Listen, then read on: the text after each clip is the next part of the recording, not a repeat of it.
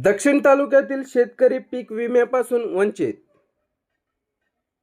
असे व्हिडिओ पाहण्यासाठी लाईक करा, कमेंट करा, शेअर करा आणि आमच्या चॅनलला सबस्क्राईब करा.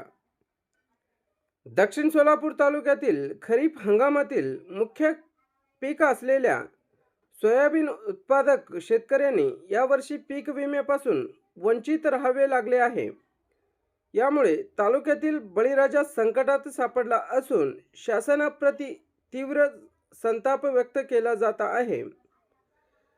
गतवर्षी झालेल्या अतिवृष्टीचा मोठा फटका दक्षिण सोलापूर तालुक्यातील विशेषतः मराठवाडा सीमेलगत असलेल्या गावामध्ये मोठ्या प्रमाणात बसला आहे. सोयाबीनचे मोठ्या प्रमाणावर उत्पादन ही याच भागात घेतले जाते. भीमा आणि सीना नदीकाठच्या भागातही या पिकाचे क्षेत्र थोडी कमी असून या भागात तूर, उडीद, मूग आदी पिकांचे उत्पादन घेतले जाते. मात्र 2025 मध्ये झालेल्या अतिवृष्टीमुळे सोयाबीनचे पीक पूर्णपणे पाण्याखाली गेले होते.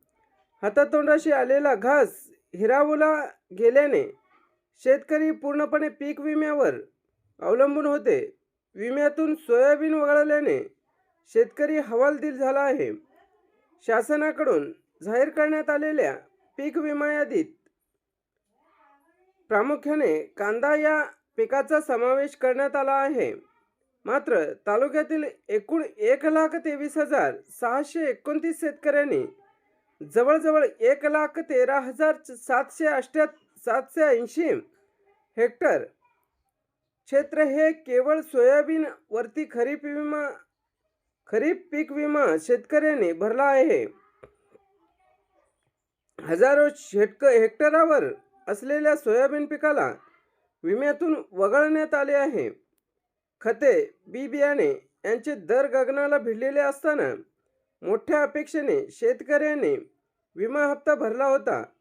परंतु आता ऐन गरजेच्या वेळी विमा नाकारल्याने शेतकरी आर्थिक अडचणीत सापडला आहे.